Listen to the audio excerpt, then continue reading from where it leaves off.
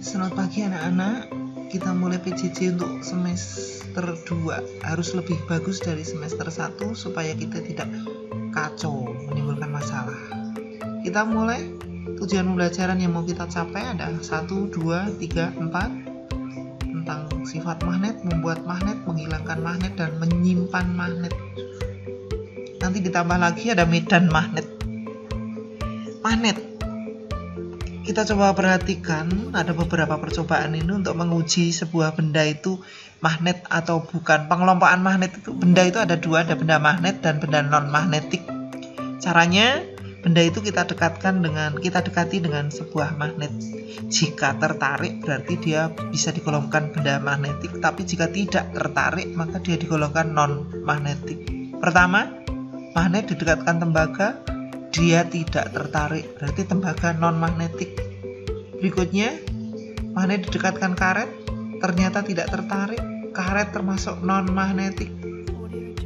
Magnet berikutnya didekatkan pada besi, hasilnya besinya bisa tertarik, berarti besi termasuk benda magnetik. Jika magnet didekatkan pada baja, hasilnya apa? Baja ternyata bisa tertarik, berarti baja termasuk benda magnetik. Berikutnya lagi, jika didekatkan pada kayu, hasilnya plastiknya ternyata tidak tertarik, non-magnetik. Berikutnya didekatkan dengan kayu, hasilnya kayunya tidak tertarik lagi, jadi kayu termasuk non-magnetik. Dan yang berikutnya lagi, ketika didekatkan pada nikel bisa ditarik, nikel termasuk magnetik. Terakhir, pada kobalt, hasilnya kobalt tertarik, jadi kobalt tergolong benda magnetik. Dari sini kita bisa menuliskan berarti penggolongan bahan-bahan magnetik. Jadi bahan-bahan magnetik yang tergolong bahan magnetik, benda magnetik, digolongkan menjadi 3, ada ferro. Kemudian yang kedua, ferro itu yang benda yang ditarik kuat oleh magnet, besi, baja, nikel, kobalt. Para ditarik tapi lemah, aluminium, platina. Terakhir adalah diamagnetik, ditolak oleh magnet. Ada bismut, seng, dan emas.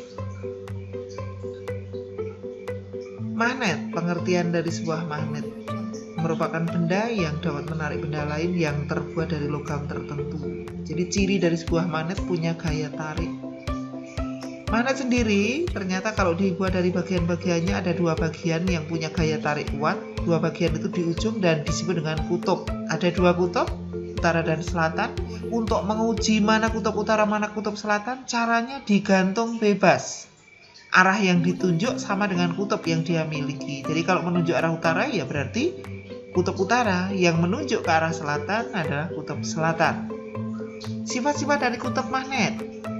Ketika saling didekatkan oleh 2 kutub, hasilnya ternyata jika didekatkan antara kutub selatan itu dengan kutub utara, kedua magnet itu kutub itu akan saling menempel. Berarti kutub yang jenisnya berbeda bila saling didekatkan akan saling menarik. Bagaimana jika kutub yang didekatkan senama, ternyata mereka saling menolak. Kalau begitu kesimpulannya, sifat kutub magnet ada 2. Tarik menarik jika kutubnya tak senama, tolak menolak jika senama. Teori kemagnetan. Teori kemagnetan merupakan sebuah hipotesa. Hipotesa itu dugaan sementara. Hipotesa Weber. Bagaimana kalau magnet itu kita pecah? Magnet yang punya kutub U dan kutub S kalau dipecah menjadi beberapa bagian, tetap akan muncul kutub U dan kutub S yang baru. Disebabkan karena magnet itu benda itu disebut sebagai benda magnetik karena mempunyai magnet-magnet elementer atau magnet-magnet kecil. Perbedaan antara baja yang sudah bersifat magnet dan baja yang belum bersifat magnet. Kalau sudah bersifat magnet, maka susunan magnet elementernya itu sudah teratur. Nah, baja yang belum bersifat sebagai magnet, artinya bisa menjadi magnet tapi belum, itu susunan magnet elementernya belum teratur. Nah, sekarang perbedaan antara kemagnetan baja dan besi. Kalau baja, itu kemagnetannya bersifat tetap karena magnet elementernya berputar sukar. Jadi artinya gaya tariknya kuat.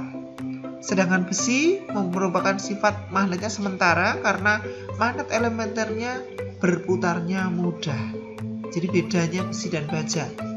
Bentuk magnet itu kalau dari asalnya ada alam dan buatan. Yang buatan itu disesuaikan bentuknya sesuai dengan kebutuhan. Ada beberapa jenis bentuknya. Batang, ada jarum, ada kompas, dan seterusnya. Magnet buatan sendiri, cara membuatnya ada 3 cara. Yang pertama dengan digosok. Langkahnya, sediakan logam atau benda magnetik punya magnet elementer digosok. Penggosokan dilakukan satu arah teratur dan terus menerus. Nah, satu arah saja, jadi jangan bolak-balik. Akhirnya nanti akan terbentuk kutub yang baru. Kutub yang terbentuk adalah ujung logam yang terakhir digosok, kutubnya berlawanan dengan penggosok. Jadi kalau logam magnet pertama jatuhnya pada logam itu kutubnya sama dengan kutub magnet. Nah, ujung terakhirnya itu kutubnya berlawanan. Kemudian yang kedua, jadi ini pembentukan pertama. Ketika logam itu magnet itu jatuh pertama pada logam, maka logam itu kutubnya sama dengan kutub magnetnya. Besi akan menjadi magnet yang sifatnya hanya sementara, tapi kalau baja menjadi magnet yang permanen. Alasannya tadi karena posisi magnet elementernya. Yang kedua, magnet terbentuk dengan cara dialiri oleh arus listrik. Caranya, batang besi atau kumparan besi dililiti dengan kumparan, kemudian kumparannya itu disambungkan dengan sumber tegangan.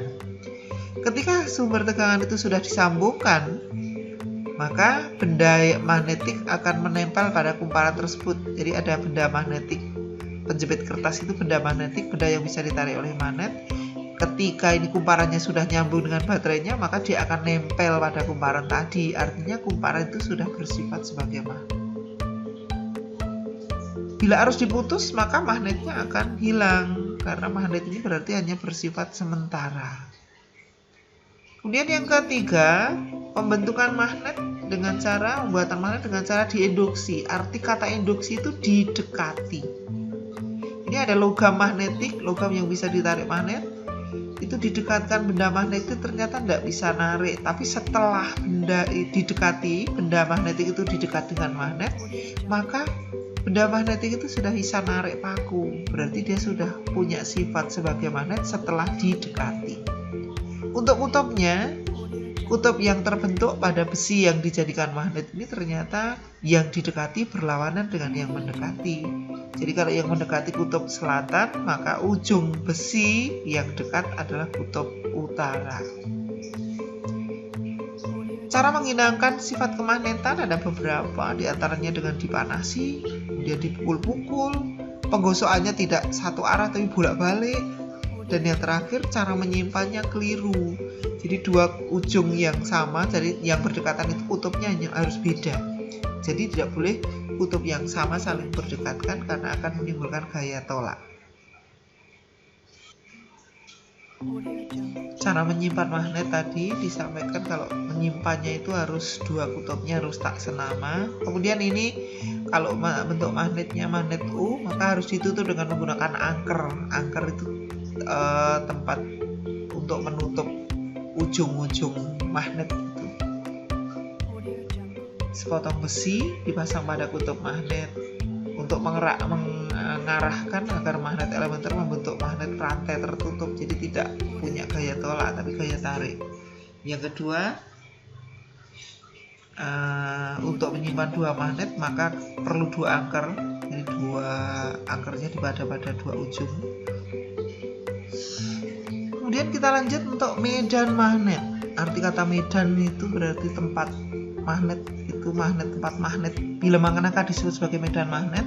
Medan magnet itu adalah ruangan di sekitar magnet yang di dalamnya masih ada pengaruh gaya tarik magnetnya. Jadi masih ada gaya tarik. Sehingga kalau di situ ada serbuk besi yang diletakkan di sekitar magnet, maka serbuk besi itu akan membentuk sebuah lengkungan. Lengkungan itu dinamakan dengan garis gaya magnet. Itu menandai kalau wilayah itu ada gaya tarik magnetnya, sehingga akan membentuk sebuah lengkungan itu. Medan magnet akan jadi ciri dari sebuah medan magnet itu selalu terbentuk adanya garis-garis gaya magnet. Jadi kalau serbuk besi yang membentuk lengkungan tadi, itu namanya garis gaya magnet.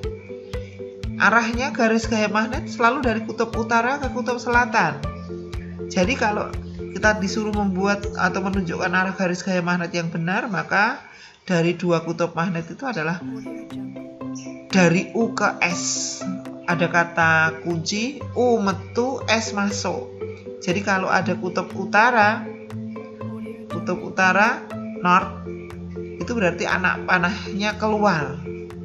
Kutub selatan south, itu anak panahnya masuk. Ada kata masuk, itu berarti S. Metu, U, kutub U. Pola medan magnet yang diselidiki dengan cara menaburkan serbuk besi di atas kertas karton yang di bawahnya diletakkan magnet.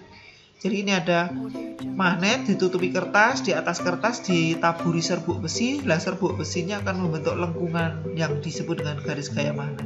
Nah, pola garis gaya magnet yang jelas adalah selalu dari utara ke selatan. Untuk utara north, kalau disuruh menunjukkan maka tunjukkan dengan membentuk anak panah yang arahnya keluar. North, utara, south, selatan, masuk. Pola garis gaya magnet pada dua kutub yang berdekatan ini. Ada magnet kutubnya SU didekatkan dengan US. Nah, U metu.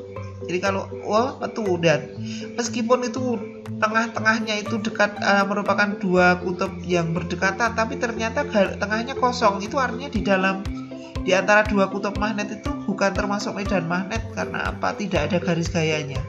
Ciri adanya medan magnet adalah ada garis gaya. Kenapa tidak ada garis gayanya? Karena arah anak panahnya semuanya keluar. Dua kutub yang berdekatan kan sama, U dengan U. Karena saling menolak, berarti tidak ada garis yang nyambung, jadi tengahnya kosong. Kutub selatan magnet dengan kutub selatan magnet juga. S juga sama. Selama kutubnya sama, maka tengahnya kosong. Hanya itu, karena yang didekatkan S dengan S, berarti anak panahnya sama, masuk semua. S masuk, U metu.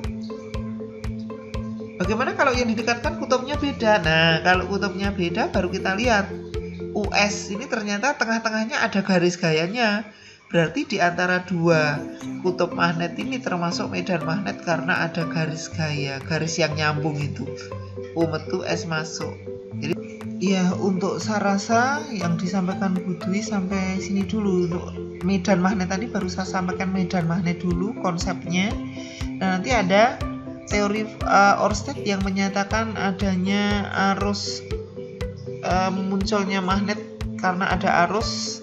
Nanti dibaliknya ada teori Faraday yang mengatakan munculnya arus di sekitar magnet. Kita teruskan untuk pertemuan yang akan datang. Jadi ada teori Ørsted dan ada teori Faraday. Di sini baru kita sampaikan sampai medan magnet dulu. Ya, sampai ketemu minggu depan. Silahkan dikerjakan evaluasinya.